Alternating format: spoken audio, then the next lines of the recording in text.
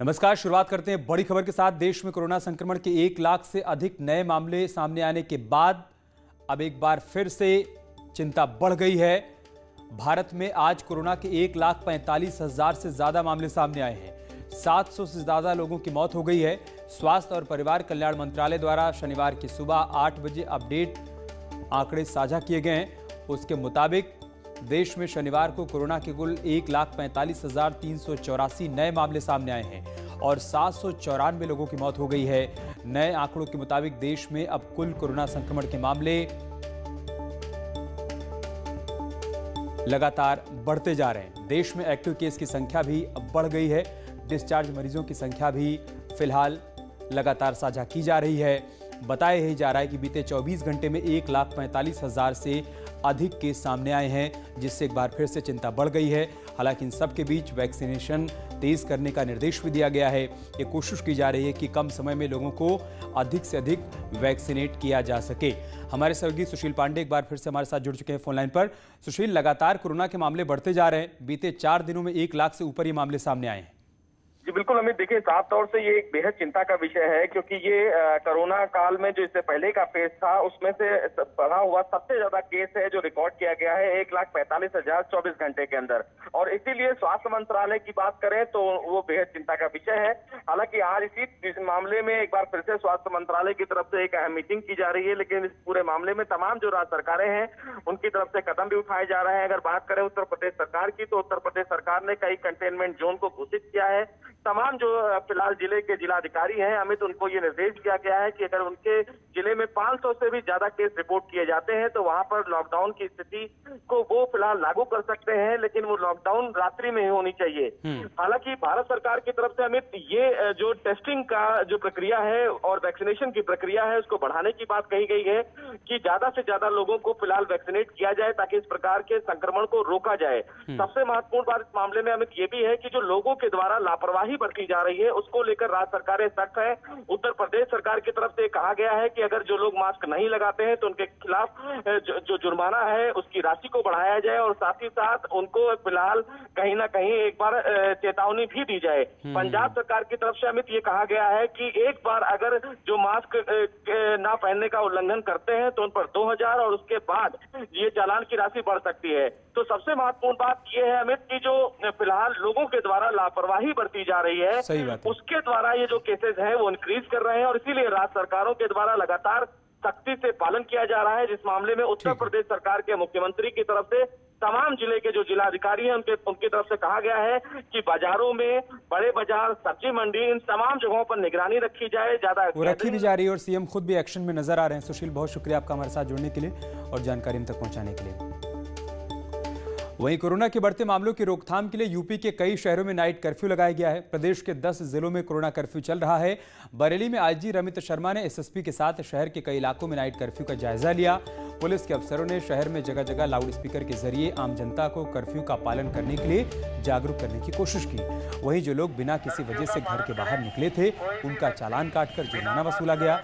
Night curfew और ज्यादा प्रभावी तरीके से लागू हो, इसके लिए आईजी रमित शर्मा ने पुलिस को सख्ती बरतने के निर्देश दिए हैं। साथ ही ये भी हिदायत दी है कि पुलिस आम लोगों के साथ बदसलूकी न करे। के लिए अधिकृत नहीं है, वो सभी लोग अपने घरों में चले जाएं।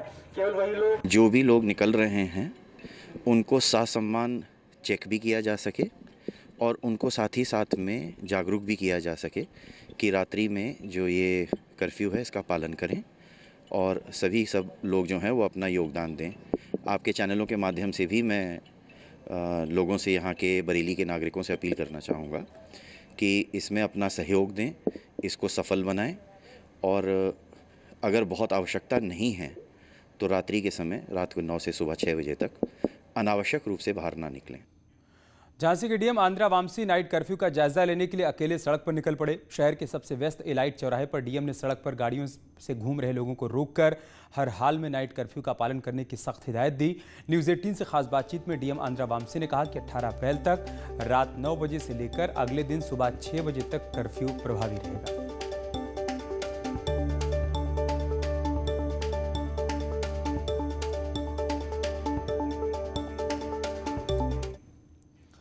गौतम बुद्ध नगर में कोरोना के बढ़ते खतरे को देखते हुए पुलिस सख्त हो गई है। कमिश्नर के निर्देश पर सभी थाना क्षेत्रों में पुलिस सड़कों पर उतरी और लोगों को जागरूक करने की कोशिश की गई। पुलिस के आला अधिकारियों ने अनाउंसमेंट कर लोगों से कोविड गाइडलाइन और नाइट कर्फ्यू का पालन करने की अपील की।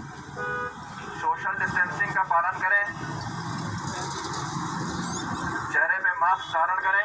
गौतम बुद्ध नगर की तस्वीरें हम आपको दिखा रहे हैं। यहाँ पर पुलिसकर्मी सड़कों पर उतरे, अनाउंसमेंट के जरिए लोगों से अपील की गई कि वो कोरोना कर्फ्यू का पालन करें, मास्क लगाएं, कोविड गाइडलाइंस का पालन करें और जब तक बहुत ज़रूरी ना हो तब तक घर से बाहर ना निकलें। रात्रि 10 बजे से प्रातः 5 बजे तक प्रभावी रहेगा, इसलिए आप सभी से अनुरोध है, कृपया अपने प्रतिष्ठानों को समय से बंद कर दें, जिससे 10 बजे तक अपने। और अलग अलग शहरों से हमारे सहयोगी भी इस वक्त हमारे साथ जुड़ गए हैं। अलाउद्दीन हमारे साथ लखनऊ से जुड़े हुए हैं, अमित गंजू कानपुर से हमारे साथ जुड़ चुके हैं, उपेंद्र द्विवेदी वाराणसी से हमारे साथ हैं, उमेश श्रीवास्तव हमारे साथ मेरठ से हैं। शुरुआत में अलाउद्दीन से करूंगा। अलाउद्दीन, राजधानी लखनऊ में आज क्या तस्वीर देखने को मिल रही है? लोग कोविड गाइडलाइंस का पालन कर रहे हैं या नहीं, या नाइट कर्फ्यू का आज दिन में कितना असर देखने को मिल रहा है? क्या लोग ये समझ रहे हैं कि बहुत ज़रूरी अगर ना हो तो घर से बाहर ना निकलें?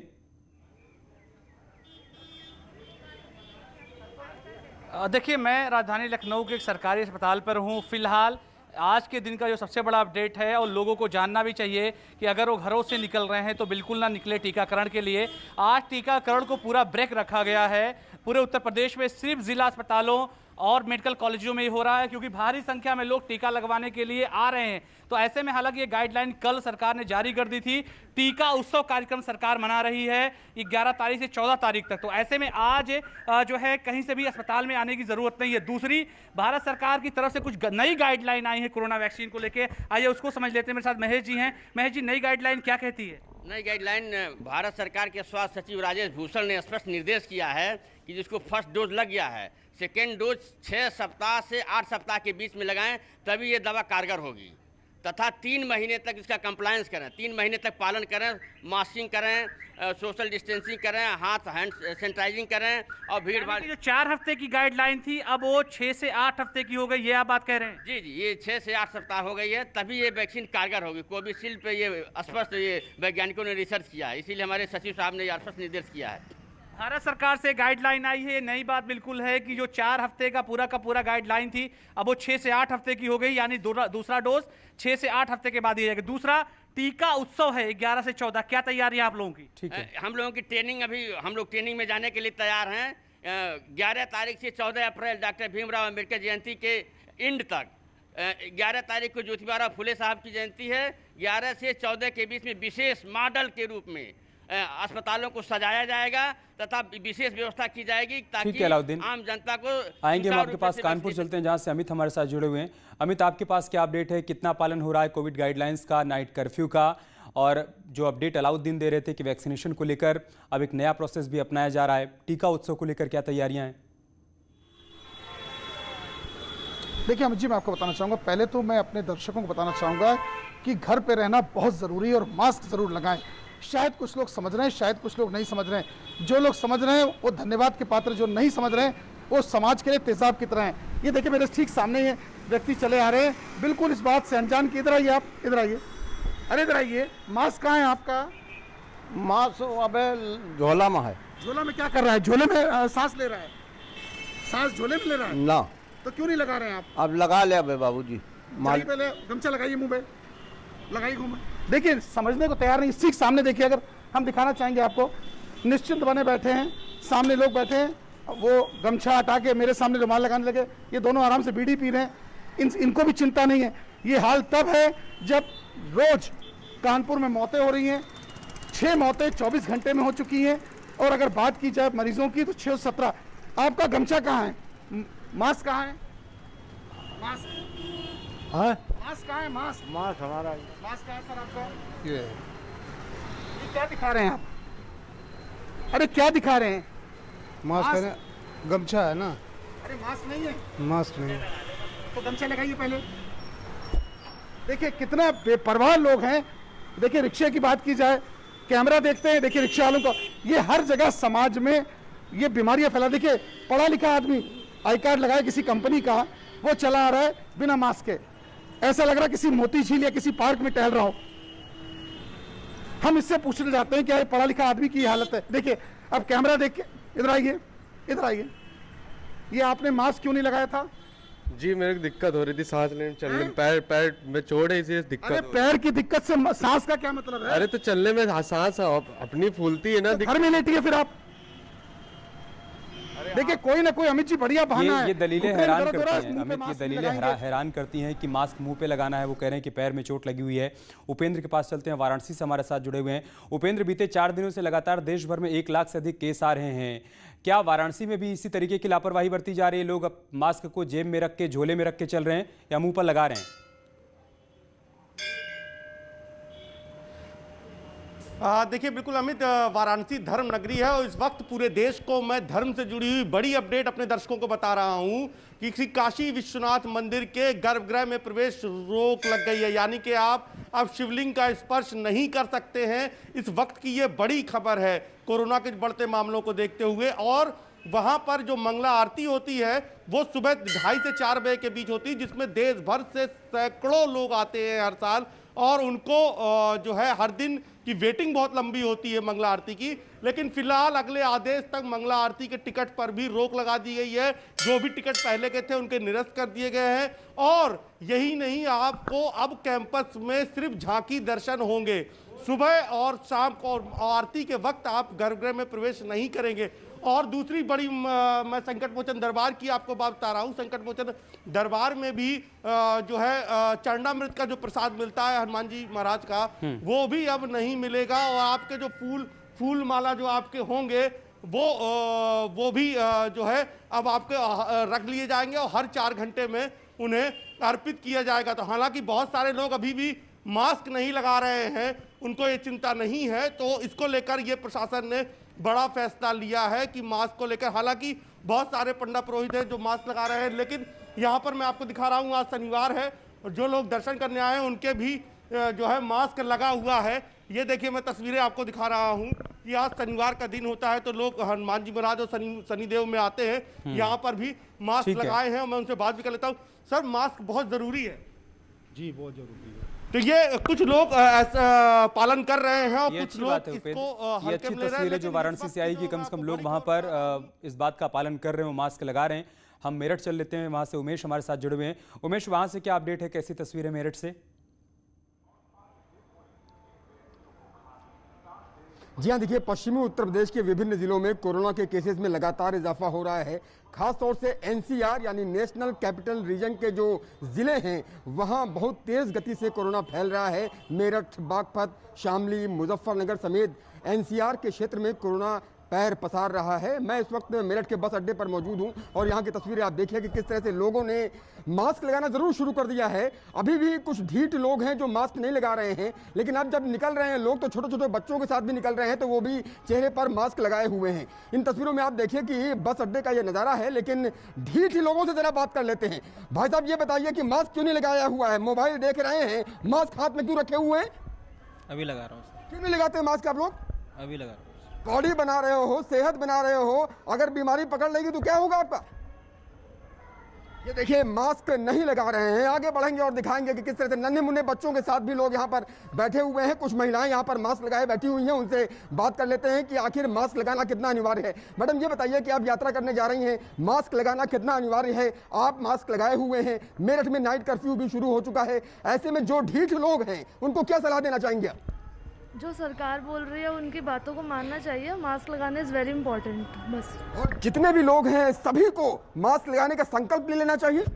बिल्कुल, क्यों नहीं, सही बात है। दूसरी वेव है, सेकंड वेव और डेंजरस है, तो इट्स इम्पोर्टेंट। मास्क लगाने का संकल्प ले लेना चाहिए। आगे बढ़ेंगे और हम कुछ और लोगों से बात करेंगे जो मास्क लगाए हुए हैं, वो समाज को संदेश दे रहे हैं, लेकिन जो ढीठ लोग मास्क नहीं लगाए हुए हैं उनको क्या संदेश देना चाहते हैं, जो लोग मास्क न लगाना अपनी आदत समझते हैं। Mask is very important, mask लगाना चाहिए। ठीक है, एक तरीका है कोरोना को हराने का। उम्मीद करते हैं संदेश उन लोगों तक भी पहुंचे जो कि ढिठाई बरत रहे हैं, जिसका आप जिक्र कर रहे हैं, वो भी मास्क लगा। और एक बड़ी खबर लखनऊ से है। अजीत सिंह मर्डर केस में गैंगस्टर सुनील राठी को आरोपी बनाया गया है। राठी को आपराधिक साजिश का आरोपी बनाया गया है। शूटर राजेश तोमर ने रिमांड के दौरान सुनील राठी का नाम लिया था। शूटर राजेश तोमर को राठी ने 1 लाख रुपए दिए थे। जेल के अंदर से ही राजेश तोमर के संपर्क में था सुनील राठी। पश्चिमी यूपी का गैंगस्टर है सुनील राठी, जिसको अजीत सिंह हत्याकांड में साजिश रचने का आरोपी बनाया गया है। बड़ी खबर हम आपको बता रहे हैं, राजधानी लखनऊ से बड़ा अपडेट सामने आया है। अजीत सिंह हत्याकांड में गैंगस्टर सुनील राठी को आरोपी बनाया गया है। राठी को आपराधिक साजिश रचने का आरोपी बनाया गया है। शूटर राजेश तोमर ने रिमांड के दौरान सुनील राठी का नाम लिया था। शूटर राजेश तोमर को राठी ने 1 लाख रुपए इसके लिए दिए थे। लखनऊ से हमारे सहयोगी ऋषभ मणि हमारे साथ जुड़ चुके हैं। ऋषभ, और क्या जानकारी है आपके पास? अमित, देखिए, बहुत ही जल्दी लखनऊ पुलिस सुनील राठी को रिमांड पर लेगी, उससे पूछताछ करेगी। सुनील राठी के बारे में बता दिया जाए, पश्चिम उत्तर प्रदेश का कुख्यात गैंगस्टर है। बागपत जेल में मुन्ना बजरंगी की हत्या करने का आरोप भी सुनील राठी पर है। वो खुद एक हत्या के मामले में उम्र कैद की सजा काट रहा है।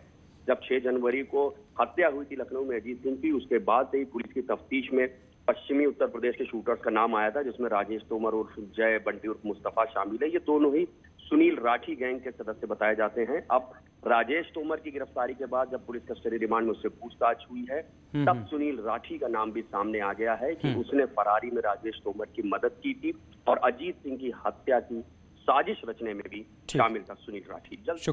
शुक्रिया ऋषभ, आपका हमारे साथ जुड़ने के लिए और जानकारी हम तक पहुंचाने के लिए। एक बड़ी खबर शाहजहांपुर से, जहां पर 2 करोड़ रुपए की अफीम बरामद की गई है। 3 तस्करों को गिरफ्तार किया गया है। 2 किलो अफीम यहां पर जब्त की गई है। तिलहर के बंथरा पुल से गिरफ्तारी हुई है। बड़ी कामयाबी पुलिस के लिए। 2 करोड़ रुपए की अफीम बरामद की गई है और साथ ही मौके से 3 तस्करों को गिरफ्तार भी किया गया है। बरामद अफीम 2 किलो बताई जा रही है, जिसे पुलिस ने जब्त कर लिया है। तिलहर के बंथरा पुल के पास से पुलिस ने तीनों तस्करों को गिरफ्तार कर लिया है।